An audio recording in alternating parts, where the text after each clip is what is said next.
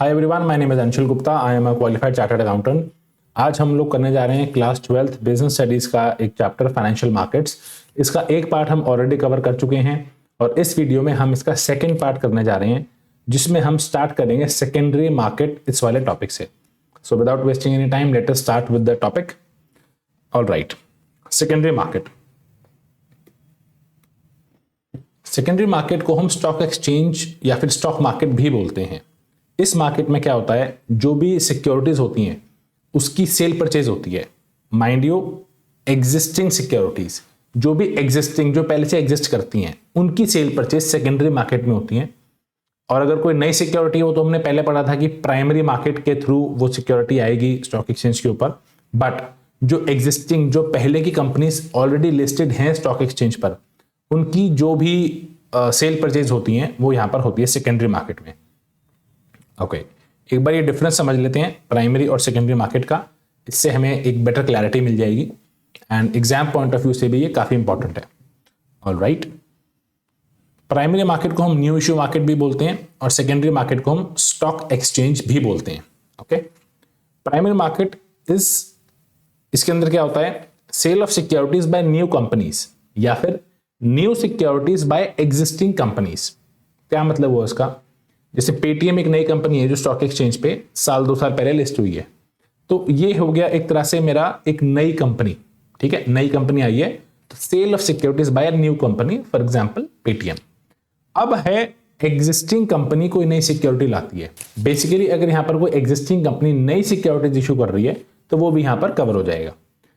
Alright, secondary market में क्या होता है, जो एग्जिस्टिंग शेयर्स हैं उन्हीं का ही सेल परचेज होता है यहां पर।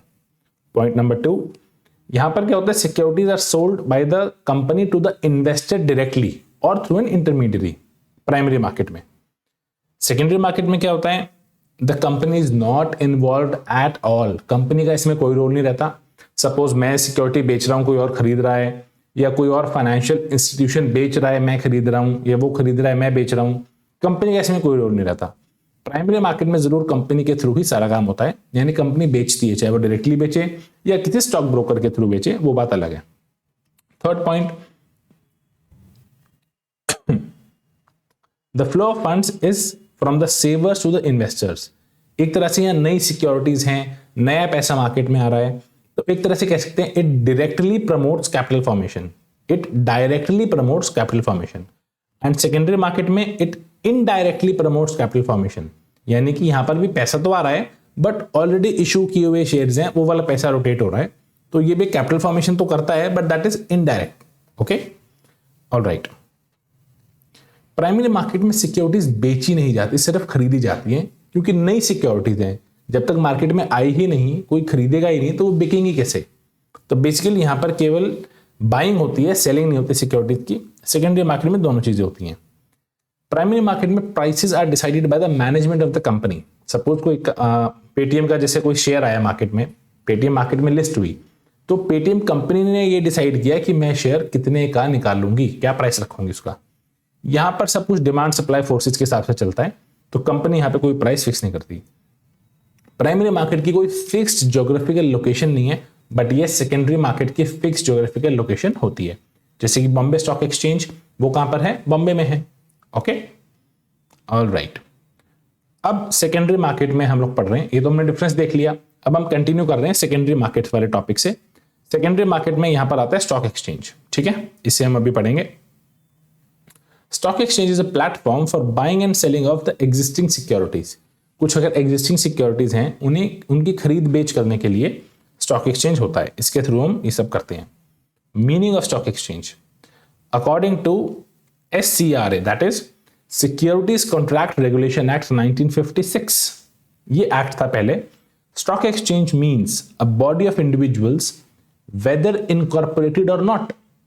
एक बॉडी ऑफ इंडिविजुअल्स यानी कि कुछ इंडिविजुअल्स ने इकट्ठे होकर बनाया है। वेदर इनकॉर्पोरेटेड और नॉट का मतलब ये एक कंपनी के फॉर्म में है या नहीं है, इससे कोई मतलब नहीं है, बस कुछ इंडिविजुअल साथ आए हैं और ये उन्होंने बनाया है। कंपनी के फॉर्म में है ऐसा जरूरी नहीं है।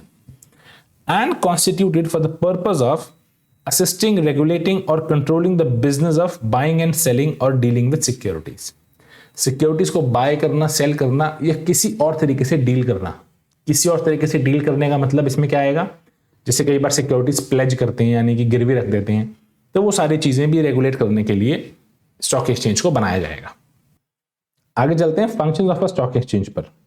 ऑलराइट, पहला फंक्शन क्या है, to provide liquidity and marketability to the existing securities. जो सिक्योरिटीज पहले से एग्जिस्ट करती हैं उन्हें लिक्विडिटी प्रोवाइड करना और उन्हें मार्केटेबल बनाना, यानी कि कोई खरीदने वाला भी होना चाहिए, कोई बेचने वाला भी होना चाहिए। Next is pricing of securities. जो डिमांड और सप्लाई की फोर्सेज होती हैं उससे सिक्योरिटीज का प्राइस निकल के आ जाता है। Third thing is safety of transaction. एक पूरा लीगल फ्रेमवर्क यहां पर बना हुआ है और वो जो लीगल फ्रेमवर्क है वो इंश्योर करता है कि सारी जो ट्रांजैक्शंस हैं एक फेयर मैनर में हो, सेफ तरीके से हो, ऐसे करके। Next is it contributes to economic growth. Basically जो भी हाउस होल्ड की सेविंग है वो चैनलाइज हो जाती है to the most productive investment avenues. ठीक है, they get channelise to the most productive investment avenues. तो इससे इकोनॉमिक ग्रोथ होती है। Spreading the equity cult. एक तरह से जब स्टॉक एक्सचेंज पे जब आप आते हो और लोग सिक्योरिटीज खरीदना शुरू करते हैं तो एक तरह से इक्विटी का जो कल्चर है वो बढ़ता है। आप कंपनीज में इन्वेस्ट करते हो, उनकी इक्विटी खरीदते हो, तो वो एक अच्छी चीज है कंट्री के लिए। Next is providing scope for speculation. Speculation शब्द का अर्थ क्या होता है पहले आप ये समझ लो। स्पेकुलेशन का मतलब होता है जैसे कि मेरे पास आज 1 लाख रुपए हैं, मैंने रिलायंस कंपनी के शेयर्स खरीद लिए 1 लाख रुपए के, और मेरा कोई लॉन्ग टर्म के लिए वो शेयर अपने पास रखने का पर्पज नहीं है। ठीक है, मेरा पर्पज क्या है, स्पेकुलेट करना। स्पेकुलेट मतलब आज मुझे लग रहा है कि इसका भाव कम है और अगले 10 दिन में, महीने में, 3 महीने में, 4 महीने में ये भाव बढ़ जाएगा, और जब रेट बढ़ जाएगा तो मैं 1 लाख के शेयर 1,10,000 के, 1,05,000 के या 1,20,000 के बेच के निकल जाऊंगा। तो वो एक तरह से मैं केवल स्पेकुलेशन के लिए शेयर खरीद रहा हूं। तो एक तरह से स्टॉक मार्केट स्पेकुलेशन के लिए भी एक स्कोप देती है कि जिसको इस तरह से थोड़ा बहुत काम करना है तो वो अपने नॉलेज के हिसाब से इन्वेस्ट करके यहां से वो पैसे भी कमा सकता है। हालांकि ये काफी रिस्की होता है क्योंकि भाव बढ़ सकता है तो भाव गिर भी सकता है। तो ये हो गया स्पेकुलेशन के लिए आपका जो स्कोप होता है वो। Alright, next is your trading and settlement procedure. मतलब कि जो मैंने स्टॉक्स की ट्रेडिंग करी, कुछ खरीदे कुछ बेचे, तो उसमें सब चीजें सेटल कैसे होती हैं। मैंने आज स्टॉक्स खरीदे, आज मेरे अकाउंट से पेमेंट चली गई 1 लाख रुपए, तो रिलायंस के शेयर्स मेरे अकाउंट में कब आएंगे, तुरंत आ जाएंगे या 1-2 दिन बाद आएंगे। सिमिलरली जब मैंने स्टॉक्स बेचे तो मेरे पास पैसा तुरंत आ जाएगा या अगले दिन आएगा या 1 हफ्ते बाद आएगा, और उसका सिस्टम क्या है, कैसे चलता है ये पूरा सिस्टम, वो हम यहां पर समझ के चलेंगे। ओके, सो देखो ट्रेडिंग जो होती है सिक्योरिटीज में वो आजकल online screen based electronic system है एक। ठीक है, ऑनलाइन होता सारा काम और सारा इलेक्ट्रॉनिक सिस्टम है। आज से 25-30 साल पहले की बात करो, 40 साल पहले की बात, तो तब सारा काम होता था पेपर पे, शेयर सर्टिफिकेट मिलते थे, पैसे मिलते थे, तो ऑनलाइन कुछ भी नहीं था। आज ये सारा काम ऑनलाइन होता है।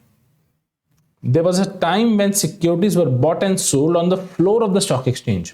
अगर आपने वो मूवी देखी है हर्षद मेहता स्कैम 1992, तो इसके अंदर जो स्टॉक एक्सचेंज की जो जगह होती थी, जो वहां का फ्लोर होता था, मेन हॉल होता था, वहां पर सिक्योरिटीज की खरीद बेच की जाती थी।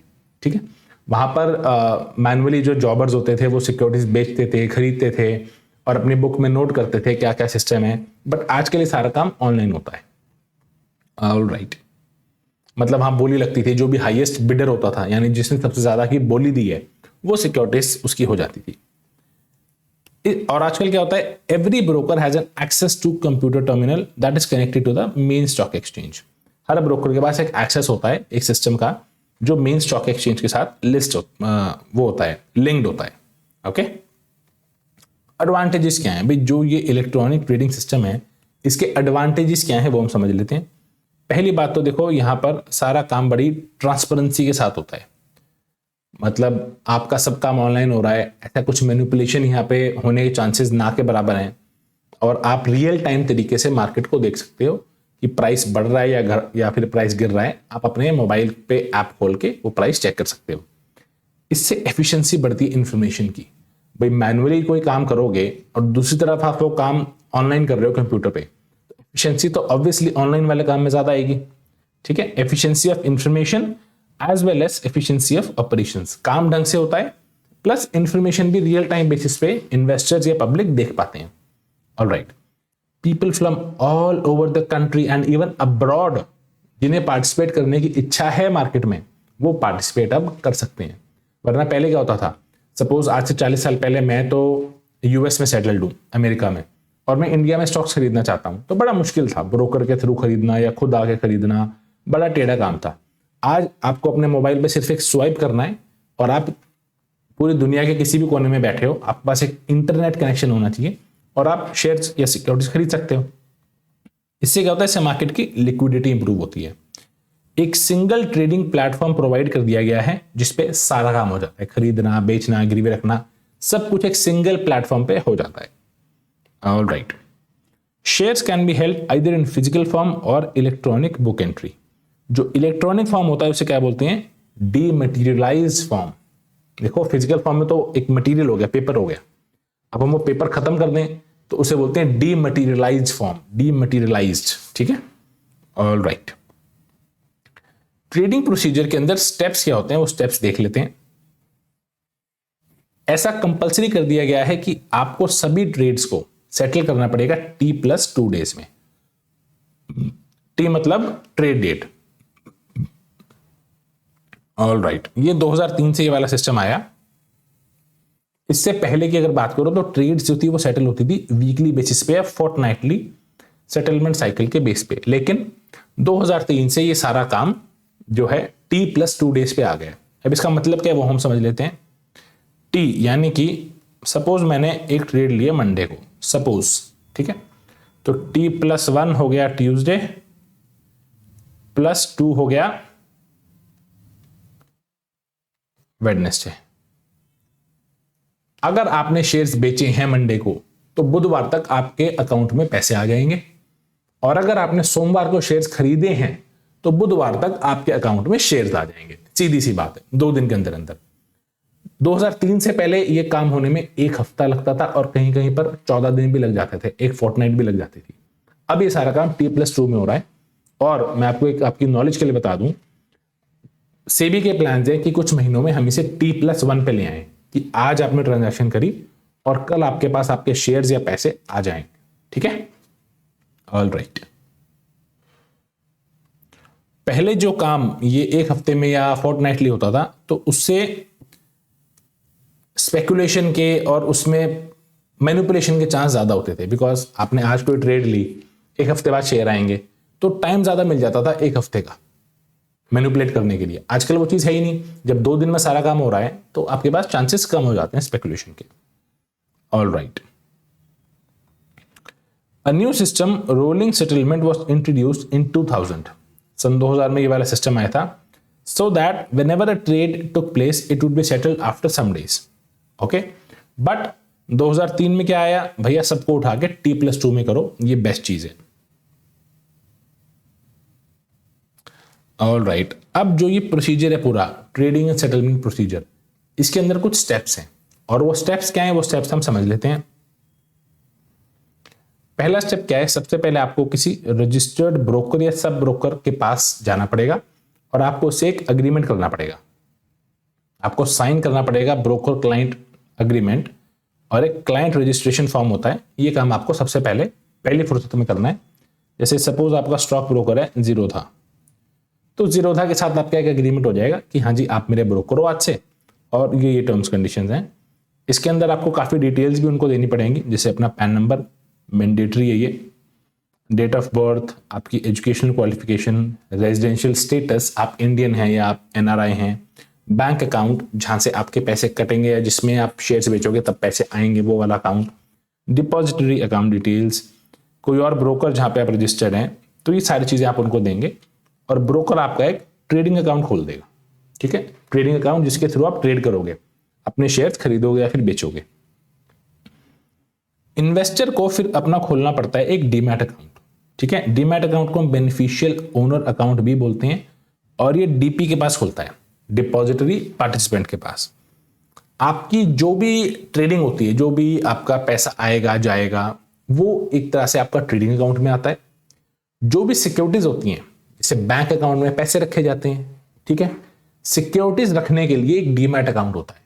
भाई आपके पास 10 शेयर रिलायंस के हैं, 5 शेयर टाटा के हैं, 6 शेयर आपके पास गोदरेज के हैं, तो ये सारे शेयर्स आपके जैसे बैंक अकाउंट होता है वहां नहीं रखे जाते। इसके लिए एक अलग अकाउंट खुलता है, उसे बोलते हैं डीमैट अकाउंट, डीमैटेरियलाइजेशन ऑफ सिक्योरिटीज, ये हमने पढ़ा था अभी। तो उस अकाउंट को बोलते हैं डीमैट अकाउंट, जिसमें सिक्योरिटीज रखी जाएंगी। All right. उसके बाद क्या होता है, इन्वेस्टर एक ऑर्डर प्लेस करेगा विद द ब्रोकर। ब्रोकर के पास वो एक ऑर्डर प्लेस करेगा शेयर खरीदने या फिर बेचने का, और वो प्राइस सेट कर देगा कि जी इस प्राइस पे मुझे शेयर खरीदने हैं या बेचने हैं। जब वो प्राइस मैच होगा, सपोज मैंने 100 रुपए का प्राइस डाल दिया कि मुझे ये वाला शेयर 100 रुपए तक खरीदना है और 10 शेयर खरीदने हैं, तो जिसने बेचने होंगे 100 रुपए के रेट में, जब वो मैच होगा प्राइस, तो वो बेच देगा और मैं ले लूंगा। ठीक है, all right. The broker will then go online and connect to the main exchange and match the share and the best price available. और जब बेस्ट प्राइस अवेलेबल हो जाएगा तो ऑर्डर इलेक्ट्रॉनिकली एग्जीक्यूट हो जाएगा। ट्रेड एग्जीक्यूट होने के 24 घंटे के अंदर अंदर ब्रोकर को कॉन्ट्रैक्ट नोट देना पड़ेगा कि भाई ये कॉन्ट्रैक्ट था, ये आपने ऑर्डर प्लेस किया था, ये शेयर ऐसे ऐसे करके आपके अकाउंट में आ जाएंगे। इसके अंदर क्या होगा, नंबर ऑफ शेयर जो आपने खरीदे हैं या बेचे हैं, क्या प्राइस पे हुआ है काम, किस डेट पे और किस समय आपने ऑर्डर प्लेस किया था, जो डील हुई है आपकी, और हमारे इसमें क्या चार्जेस हैं, ब्रोकरेज हम क्या लेंगे। एक unique order code number assign कर दिया जाता है और कॉन्ट्रैक्ट नोट पे लिख दिया जाता है। ठीक है भैया, कॉन्ट्रैक्ट नोट पे ब्रोकर सारी डिटेल लिख देगा, ये आपने ये वाले शेयर इतनी क्वांटिटी में इस कंपनी के इतने बजे इस तारीख को आपने खरीदे हैं और ये आपका ऑर्डर नंबर है। डन। जो भी इन्वेस्टर है उसको अगर उसने शेयर बेचे तो वो उसे शेयर देने पड़ेंगे, या अगर खरीदे हैं तो कैश उसको देना पड़ेगा, और ये उसको इमीडिएटली कर देना पड़ेगा after receiving the contract note.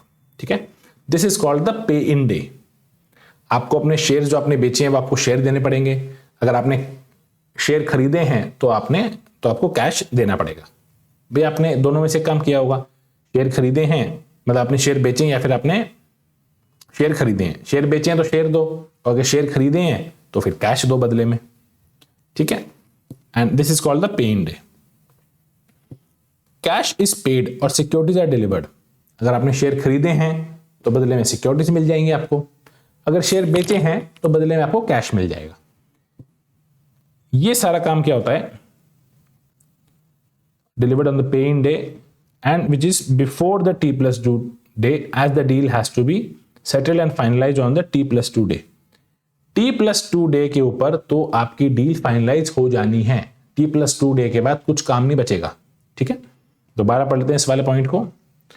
Cash is paid और सिक्योरिटीज आर डिलीवर्ड ऑन पे in day which is before the T+2 day as the deal has to be settled and finalized on T+2 day.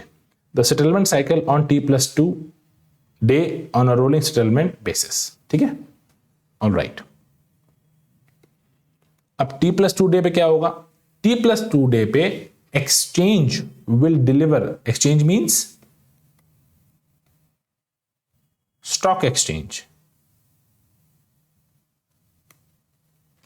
T+2 day पे क्या होगा, the exchange will deliver the share और make the payment to the other broker. इसको बोलते हैं pay out day. भाई T+2 day से पहले पहले उसने आपसे पैसे ले लिए या शेयर्स ले लिए, जो भी सिचुएशन थी। अब T+2 डे पे क्या होगा, देखो दोबारा बताता हूं मैं। T+2 से पहले वाले दिन आपका ब्रोकर आपसे या तो शेयर ले लेगा, आपने बेचे हैं तो, खरीदे हैं तो कैश ले लेगा, और T+2 डे वाले दिन यानी कि मंडे को डील हुई है तो बुधवार को वो सामने वाले बंदे का जो ब्रोकर है, सामने वाले बंदे का जो भी ब्रोकर है, वो उसे शेयर्स की डिलीवरी कर देगा या उसको कैश की डिलीवरी कर देगा। ठीक है, इसे क्या बोलते हैं, इसे बोलते हैं पे आउट डे, इसे बोलते हैं pay out day. The broker then has to make payment to the investor within 24 hours of the pay out day since he has already received payment from the exchange. Broker को stock exchange से payment मिल जाएगी और पे out day के 24 घंटे के अंदर अंदर उसको वो पैसे इन्वेस्टर को वापस करने होते हैं। Done done.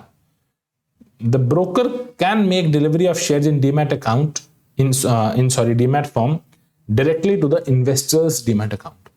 अगर शेयर खरीदे हैं तो ब्रोकर उसकी डिलीवरी डायरेक्टली इन्वेस्टर के डीमैट अकाउंट में कर सकता है। जरूरी नहीं है कि पहले खुद लेगा फिर उसको देगा, सीधा उसके खाते में डाल दो, क्या दिक्कत है। आई होप यहां तक चीजें क्लियर होंगी आपको। बहुत अच्छे से पढ़ लेना ये पूरा प्रोसीजर, कोई ज्यादा मुश्किल नहीं है। जरूरत लगे तो आप एक बार दोबारा वीडियो को सुन सकते हो, आपको चीजें क्लियर हो जाएंगी। कोई डाउट है तो मुझे कमेंट बॉक्स में आप बता सकते हो। Alright, next topic is dematerialisation and depositories. Dematerialisation and depositories. Dematerialization is a process where securities held by an investor in physical form are cancelled. Basically, suppose आपके पास आपके फादर ने या आपके ग्रैंडफादर ने पुराने टाइम में 20, 25, 30 साल पहले फिजिकल शेयर्स मिलते थे, शेयर सर्टिफिकेट होते थे, और अगर आप उन फिजिकल शेयर्स को आज इलेक्ट्रॉनिक फॉर्म में कन्वर्ट कराना चाहते हो तो उस प्रोसेस को बोलते हैं डीमटेरियलाइजेशन ऑफ सिक्योरिटीज। आप जो है उन फिजिकल शेयर्स को डीमटेरियलाइज फॉर्म में जो कन्वर्ट कराते हो उसे बोलते हैं dematerialisation of securities.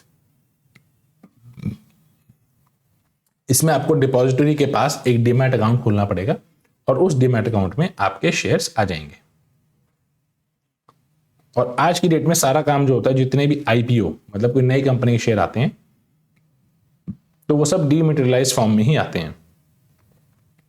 Demat form में शेयर्स को होल्ड करना बहुत कन्वीनियंट है। आप अपने मोबाइल पे एप्लीकेशन खोलो और आपको तभी दिख जाएगा मेरे पास कौन कौन सी कंपनी के कितने कितने शेयर्स हैं।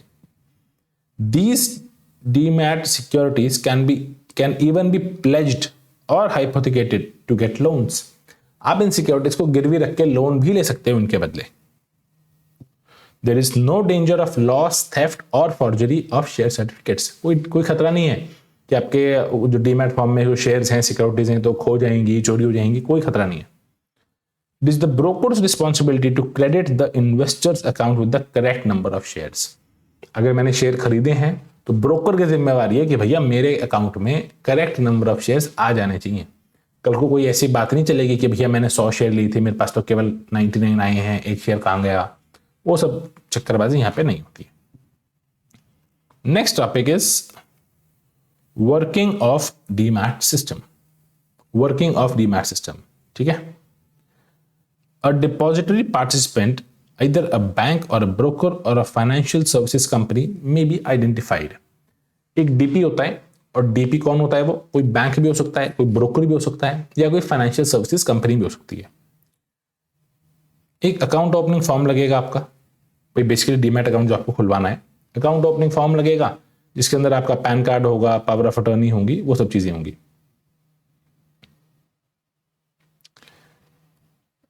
If shares are applied in a public offer, जो भी डिटेल्स होंगी अलॉटमेंट की, किस कंपनी के शेयर्स हैं, कितने शेयर्स हैं, वो सब चीजें वहां पर लिखी होंगी। If shares are to be sold, DP is to be instructed to debit the account. अगर शेयर बेचने हैं तो डीपी को बोला जाएगा कि भैया मेरा अकाउंट डेबिट कर दो, इतने शेयर्स आप ले सकते हो। ऑलराइट, सिंपल प्रोसीजर, इसमें ज्यादा कुछ है नहीं। The broker then gives instruction to the DP for delivery of shares. Broker को फिर पेमेंट मिल जाती है और सारा काम जैसे हमने देखा T+2 डेज के अंदर अंदर कंप्लीट हो जाता है। ठीक है, नॉर्मल सी मतलब चीजें, अगर अपने शेयर खरीदे हैं पेमेंट दोगे, शेयर बेचे हैं तो पेमेंट मिल जाएगी, और सारा का सारा काम T+2 डेज के अंदर खत्म हो जाएगा। ऑलराइट, अब डिपॉजिटरी होता क्या है? देखो, हिंदुस्तान के अंदर 2 डिपॉजिटरीज हैं, एक तो है आपकी NSDL और एक आपकी CDSL। ठीक है, NSDL का फुल फॉर्म क्या होता है जी? NSDL is national securities depositories limited, और CDSL सेंट्रल डिपॉजिटरी सिक्योरिटी नहीं है, यहां पर सर्विसेज लिमिटेड। एक चीज ध्यान रखना, यहां पर सिक्योरिटीज नहीं लिखा, सर्विसेज लिखा है। ऊपर देखोगे तो ऊपर यहां सिक्योरिटीज लिखा हुआ है, कंफ्यूज मत होना इसके अंदर। नेशनल सिक्योरिटीज डिपॉजिटरीज लिमिटेड और CDSL में central depository services limited. Okay, yes. So depository क्या होता है भैया? Just like a bank keeps money, a depository keeps securities. जैसे बैंक पैसे रखता है अपने पास, डिपॉजिटरी जो है वो अपने पास सिक्योरिटीज को रखती है। कोई पेपर वर्क नहीं होता यहां पर, और बड़ी स्पीड से, बड़ी एफिशिएंसी से काम होता है। Okay,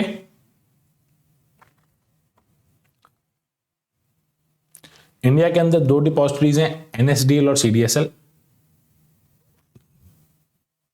all right. Depository participant serves as an intermediary between the investor and depository. जो डिपॉजिटरी पार्टिसिपेंट है वो इन्वेस्टर यानी कि मैं, और डिपॉजिटरी यानी कि एनएसडीएल और सीडीएसएल, इन दोनों के बीच में एक मीडिएटर की तरह, इंटरमीडिएटर की तरह काम करता है। All right.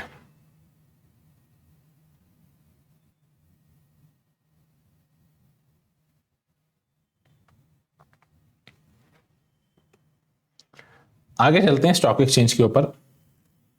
NSC that is national stock exchange of India, इसके बारे में हम लोग पढ़ेंगे, क्या इसकी हिस्ट्री है, क्या फंक्शन है, सब चीजें हम यहाँ पर कवर करके चलेंगे। ये इनकॉर्पोरेट हुआ था जी 1992 के अंदर, और इसको स्टॉक एक्सचेंज का दर्जा मिला था अप्रैल 1993 के अंदर। ठीक है। It was setup bye leading financial institutions, जैसे कि बैंक्स हो गया, इंश्योरेंस कंपनीज हैं, फाइनेंशियल इंटरमीडियरीज, इन सब ने मिलकर इसको बनाया था। इसकी जो ट्रेडिंग राइट्स थे वो ट्रेडिंग मेंबर्स के पास थे। कुछ ट्रेडिंग मेंबर्स थे इसके शुरू में, उनके पास इसके ट्रेडिंग राइट्स थे। ऑब्जेक्टिव्स क्या है एनएससी के? पहली बात तो एक नेशन वाइड ट्रेडिंग फैसिलिटी बना दें जिसमें सभी तरह की सिक्योरिटीज आ जानी चाहिए। नेशन वाइड मतलब पूरे नेशन को कवर कर ले, जो ऐसी ट्रेडिंग फैसिलिटी बना देनी है। सभी इन्वेस्टर्स को इक्वल एक्सेस मिलेगा। ऐसा नहीं है कि दिल्ली वालों को तो मिलेगा, बॉम्बे वालों को कम मिलेगा, केरला वालों को ज्यादा मिलेगा, ऐसा कुछ नहीं है। एक फेयर, एफिशिएंट और ट्रांसपेरेंट सिस्टम होना चाहिए।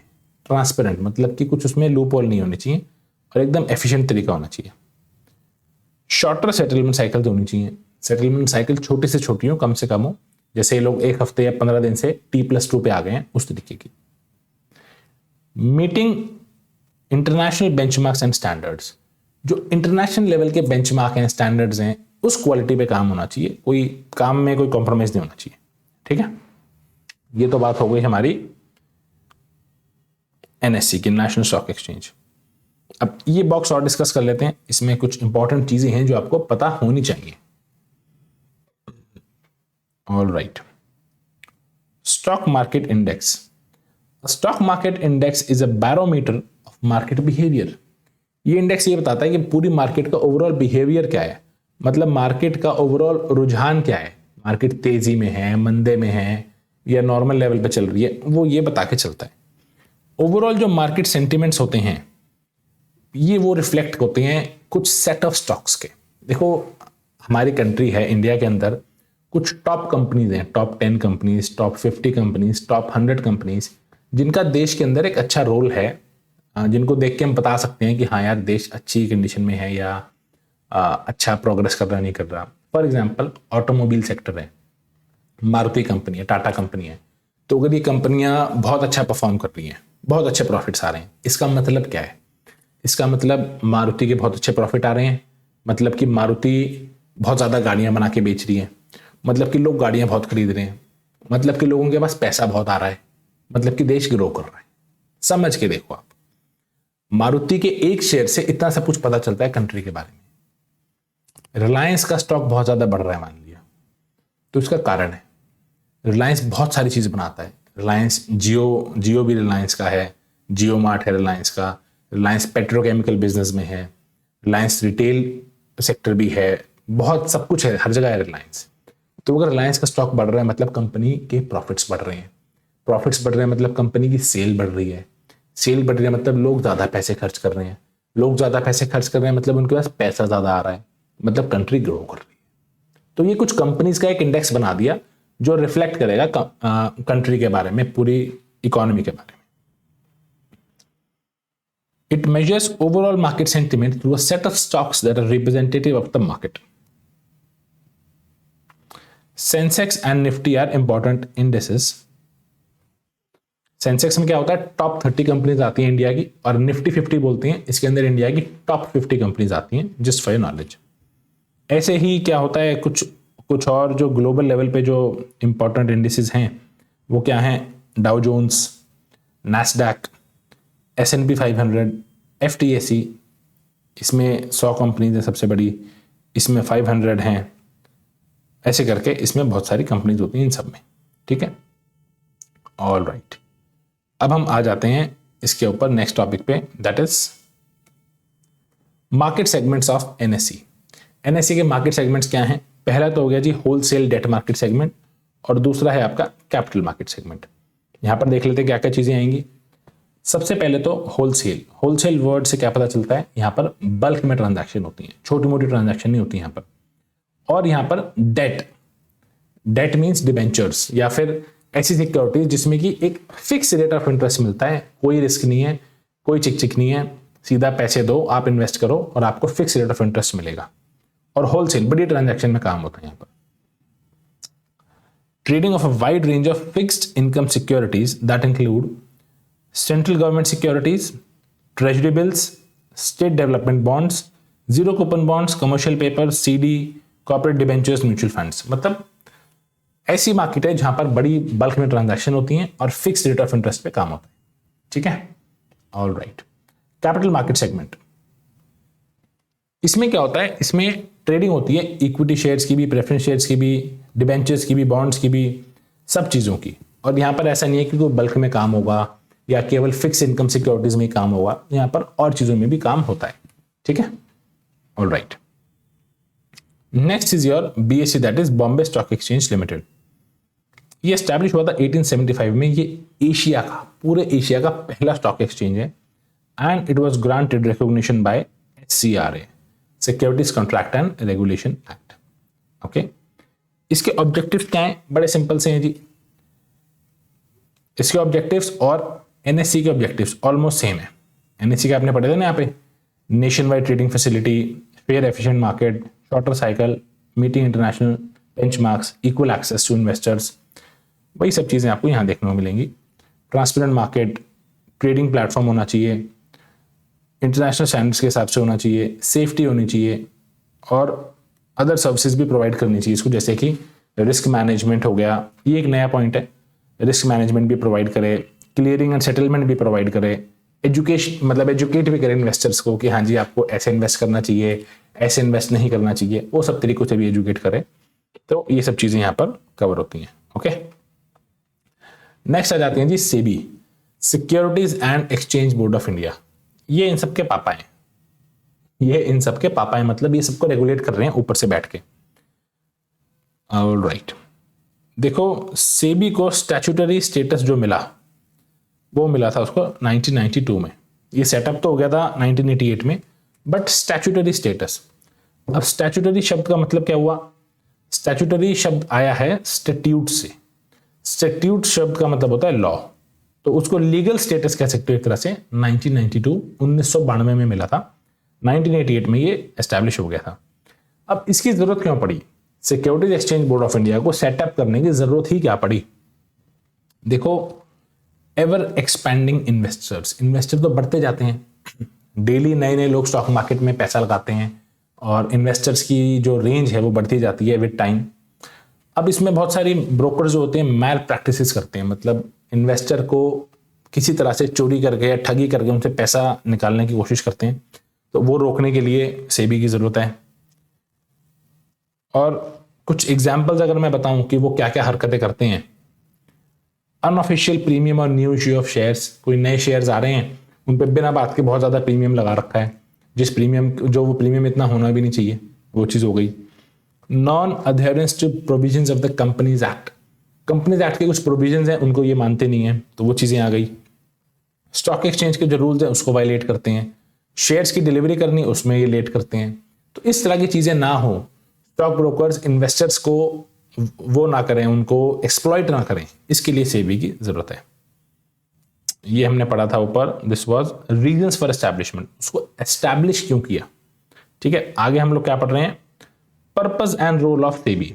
सेबी का पर्पस क्या है, देखो सीधा सा पर्पस ये है, ये मिलती जुलती चीजें हैं, इसमें आपने ध्यान देना है कि क्वेश्चन पूछ कर रहा है, क्वेश्चन आपसे पर्पस पूछ रहा है या रीजंस फॉर एस्टैब्लिशमेंट मतलब पूछ रहा है, उस हिसाब से आपको आंसर देना है।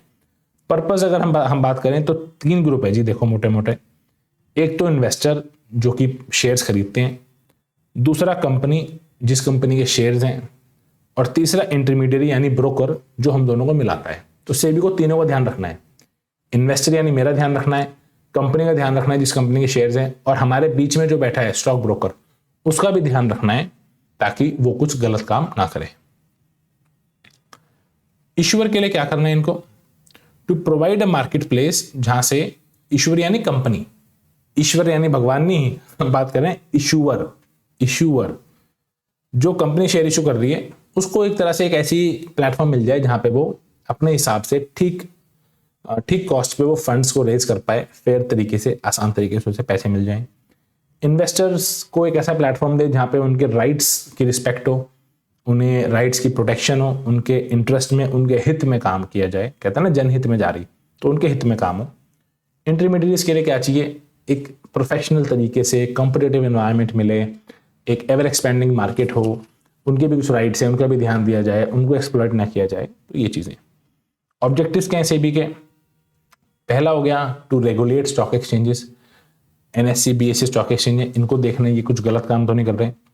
इन्वेस्टर्स के राइट्स और इंटरेस्ट को प्रोटेक्ट करना, ब्रोकर्स के एंड पे कोई मैल प्रैक्टिसेस तो नहीं हो रही वो देखना, और कोड ऑफ कंडक्ट डेवलप करना इंटरमीडिएट्स के लिए। यानी कि देखो जी ये चीज़ें हैं, आपको फेयर तरीके से काम करना चाहिए, आपको ऐसे करना चाहिए, आपको वैसे करना चाहिए, वो सब चीज़ें इन्वेस्टर्स के लिए इंटरमीडिएट्स के लिए एक कोड ऑफ कंडक्ट तैयार करना। Next is functions of SEBI. SEBI के फंक्शंस क्या हैं? बस थोड़ा सा ही बचा है चैप्टर, ये खत्म ही कर देते हैं इसको इस क्लास में। देखो सेबी के जो फंक्शन है उसको मैं 3 हिस्सों में बांटता हूं। पहला हो गया आपके प्रोटेक्टिव फंक्शंस, दूसरा हो गया आपके डेवलपमेंट फंक्शंस, और तीसरे हो गए आपके रेगुलेटरी फंक्शन प्रोटेक्टिव फंक्शंस। तो पहले आ जाते हैं आपके रेगुलेटरी फंक्शंस के ऊपर। भाई जो रेगुलेशंस होती हैं उस हिसाब से देखो, सारे ब्रोकर और सब ब्रोकर्स का जो रजिस्ट्रेशन है वो सेबी के पास होगा। म्यूचुअल फंड की स्कीम्स का रजिस्ट्रेशन यहाँ होगा। जो भी आपके, ये तो हो गए 2 पॉइंट रजिस्ट्रेशन के, ये 2 पॉइंट है इनके रेगुलेशन के। भाई रजिस्टर तो हो गया उनका इनके पास आके, अब उनको रेगुलेट करना है कि वो काम ठीक से कर रहे हैं नहीं कर रहे। जो कंपनी एक दूसरे को टेक ओवर करती हैं उसकी बिड्स होती हैं, उन बिड्स को रेगुलेट करना है अच्छे से कि वो बिड्स जो हैं ठीक तरीके से हो रही है नहीं हो रही। कोई अगर इन्फॉर्मेशन चाहिए, इसको इंक्वायरी बिठानी है कुछ, वो यहाँ पे करना है। कुछ अगर फीस उसको लगानी है किसी के ऊपर कि हाँ जी ब्रोकर्स के ऊपर आज से ये वाली फीस लागू होगी, वो इसको करना है। और जो भी चीज़ें एक तरह से डेलीगेट करती है सरकार इनके ऊपर, वो काम भी करने पड़ेंगे। डेवलपमेंट फंक्शंस में आ जाते हैं। इंटरमीडिएट्स की ट्रेनिंग करनी है उसको, भैया देखो ब्रोकर्स के लिए आपको कुछ करना पड़ेगा ताकि उनकी टाइम टू टाइम अपने आप को वो अपग्रेड कर पाए। सेकंड, कंडक्टिंग रिसर्च, और रिसर्च करे और इंफॉर्मेशन को पब्लिश करे। मेजर्स ऐसे लेने चाहिए ताकि capital market as a whole develop हो पाए। अब तीसरा आते हैं प्रोटेक्टिव फंक्शंस। यहाँ पे उसको प्रोटेक्ट किसको करना है? इन्वेस्टर्स को, ताकि उनके अगेंस्ट कोई मैल प्रैक्टिसेस ना हो। इनसाइडर ट्रेडिंग, सबसे पहले आपको ब्रीफ कर देता हूँ इनसाइडर ट्रेडिंग होता क्या है। सपोज रिलायंस कंपनी के शेयर्स हैं और रिलायंस कंपनी का रिजल्ट आने वाला है आज से 1 हफ्ते बाद। अब जो कंपनी के अंदर काम करते हैं ना, उनको एक आइडिया लगता है कि हाँ यार इस बार रिजल्ट बहुत अच्छे आएंगे, और उनको कहीं से खबर मिल जाए कि प्रॉफिट बहुत ज्यादा बढ़ गया और शेयर का प्राइस बढ़ने वाला है, तो वो तो करोड़ों रुपए के शेयर खरीद लेंगे और जब प्राइस बढ़ेगा महंगे होंगे बेच देंगे। तो ऐसी कोई अंदर की न्यूज किसी को पता चले जिस वजह से वो फायदा उठाना चाहे कंपनी का, ये काम नहीं होना चाहिए। भाई उसको तो कंपनी में उसको तो पता ही है सारी खबर का, जब उसे सारी खबर पता है तो वो तो मतलब फायदा उठा सकता है। तो आम मेरे जैसा नॉर्मल जो आम इन्वेस्टर है उससे उसको एक अपर हैंड मिल गया, तो इसे बोलते हैं इनसाइडर ट्रेडिंग। तो सेबी को देखना है कि ये काम नहीं होना चाहिए इन्वेस्टर के लिए, और उसको स्टेप्स लेने चाहिए बचाने के लिए, और फेयर प्रैक्टिस उसको प्रमोट करनी चाहिए। ऑलराइट, अब ये भी एक यहां देख लेते हैं सेबी का ऑर्गेनाइजेशन स्ट्रक्चर क्या है, मतलब बना कैसे है, सेबी के अंदर काम होता कैसे है, वो देख लेते हैं। देखो सेबी के अंदर 2 एडवाइजरी कमिटीज हैं। पहली तो होगी आपकी प्राइमरी मार्केट एडवाइजरी कमेटी, दूसरी होगी सेकेंडरी मार्केट की एडवाइजरी कमेटी। एक तो प्राइमरी मार्केट की और एक सेकेंडरी मार्केट की, ठीक है जी। इनके ऑब्जेक्टिव्स क्या हैं? पहला ऑब्जेक्टिव है सेबी को एडवाइस करना कि देखो जी, अब इसने एक तरह से बांट दिया, प्राइमरी और सेकेंडरी में काम बांट दिया। अब ये एडवाइस करेंगे, प्राइमरी वाला प्राइमरी के लिए, सेकेंडरी वाला सेकेंडरी के लिए, कि जी देखो इस चीज में ऐसे करते हैं और ये इसके लिए अच्छा रहेगा, सलाह देंगे वो। To advise SEBI on issues related to development of primary market in India.